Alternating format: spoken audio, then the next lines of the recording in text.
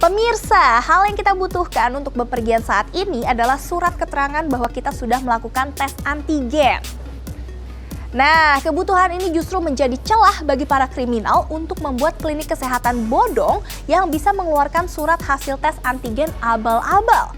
Berikut penelusuran tim OMG.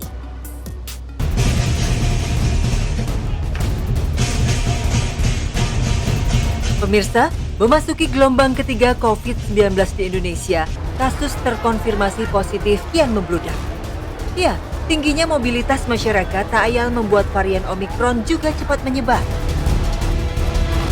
Bayangkan, angka positivity rate selama 30 hari terakhir naik hingga 14,4%. Positivity rate adalah perbandingan antara jumlah kasus positif COVID-19 dengan jumlah tes yang dilakukan.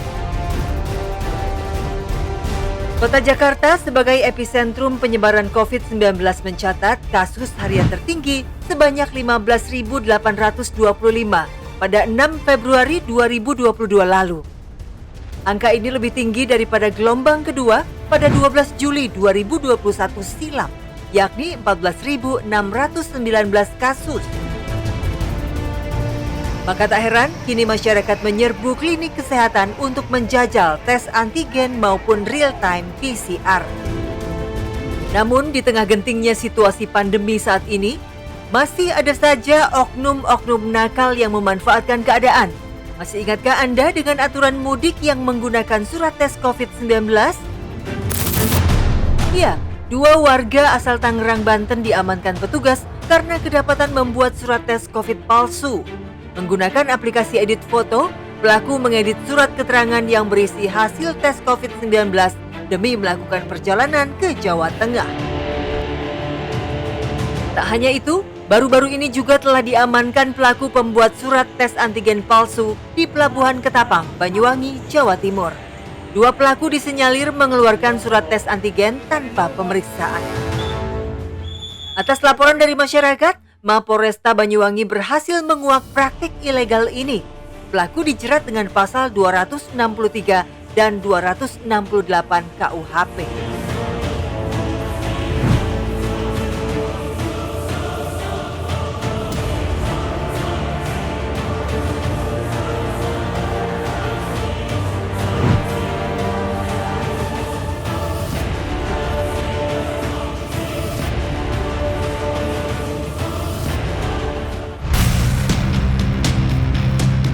Tim OMG pun melakukan penelusuran di sekitar kota Jakarta untuk menemukan klinik yang menjual surat tanpa melakukan pemeriksaan.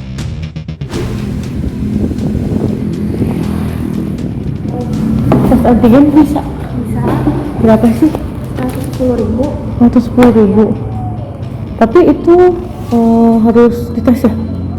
Iya. Bisa nggak masa? Aku takut. Aku nggak sakit. Sebentar dong rasanya. Cuma satu hidung aja.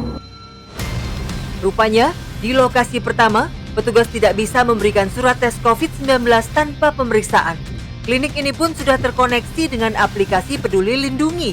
Artinya, klinik ini resmi, alias bukan abal-abal. Pembayaran tes antigen di sini dibanderol sebesar Rp110.000.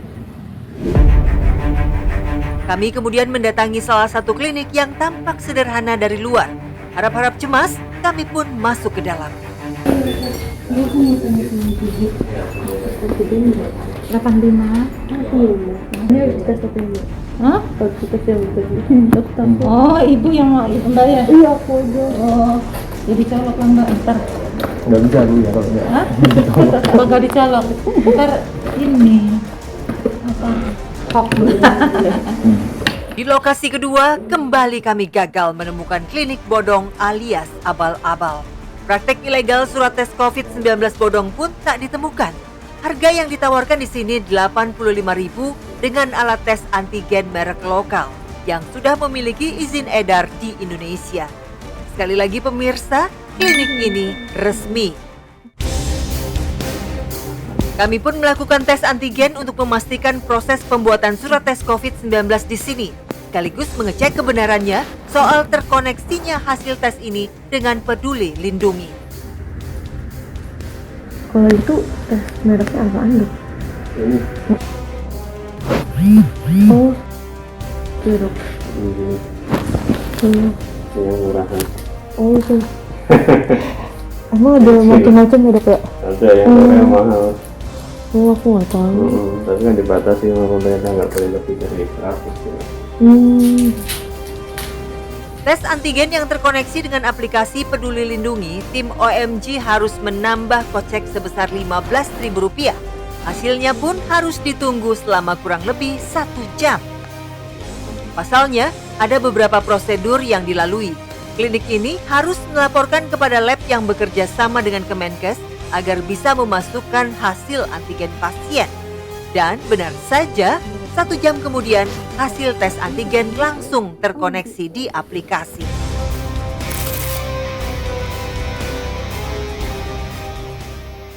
Dari penelusuran kami, rupanya klinik-klinik yang menyediakan jasa pembuatan surat bodong akan bekerja sesuai dengan level PPKM yang diterapkan di daerahnya. Jika levelnya naik, maka mereka tampaknya lebih waspada.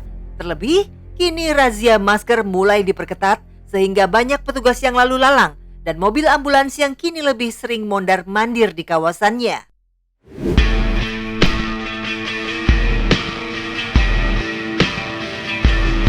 Beralih ke lokasi berikutnya, kami mencoba mendatangi klinik dengan harga tes antigen yang bisa dibilang sangat murah, Rp30.000.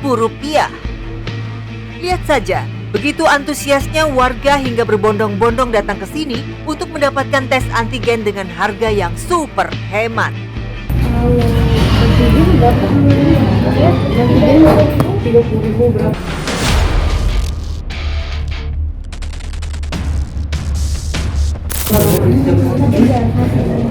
Itu masuk langsung ke Peduli Lindungi kan? Oh langsung? Paling tadi malam. Lagi-lagi, di lokasi keempat ini, kami tidak menemukan jasa pembuatan surat tes antigen tanpa tes. Pasien yang datang tetap harus melakukan pemeriksaan. Kenapa harganya bisa beda dari yang lain? Kalau swab antigen yang lain kan rata-rata 85-100 gitu. Kalau ini kok 30 ya, salah satunya dari harga alat bervariasi. Salah satunya mungkin ya dari jasa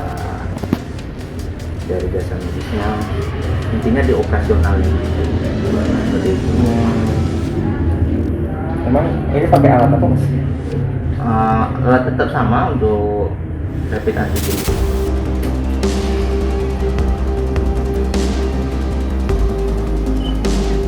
Dengan harga yang sangat terjangkau, tim OMG berhasil mendapatkan surat hasil tes antigen setelah melakukan pemeriksaan. Namun sayang, hingga 1 kali 24 jam, hasil tes tidak muncul di aplikasi Peduli Lindungi. Namun setidaknya, surat keterangan ini dibuat dengan pemeriksaan terlebih dahulu, bukan membeli surat keterangan palsu. Praktek ilegal pembuatan surat antigen jelas merugikan masyarakat sekitar dan diri sendiri. Apalagi di tengah tingginya angka kasus terkonfirmasi positif di Indonesia, terutama Jakarta. Pernah tahu nggak sih ada klinik abal-abal antigen gitu mas? Oh pernah tahu kak. Pernah tahu ya? Ya. Kalau menurut pandangan mas Bima ini seperti apa sih mas? Untuk pandangan saya sih merugikan masyarakat. Ya mas? Belum pernah. Belum Ya pernah. kalau ada agak gimana ya?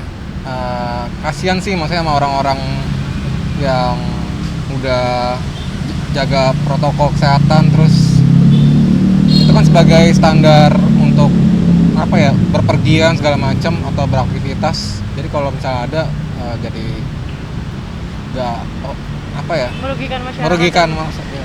Tapi pernah nggak ada teman-teman kira-kira yang pernah denger nih kayak gitu atau menggunakan jasa itu mas? Belum pernah denger sih. Ya, beberapa kali pernah lihat dan dengar beritanya. Ya, seperti itu sih menurut saya sangat merugikan ya, merugikan masyarakat banyak juga gitu. Karena apalagi yang sudah menjaga prokes dengan baik, kan akhirnya bisa tertular ya. Dan yang kemungkinan positif akhirnya tidak terdeteksi. Jadi dia juga bebas berkeliaran juga ya. Gitu, padahal dia sedang sakit.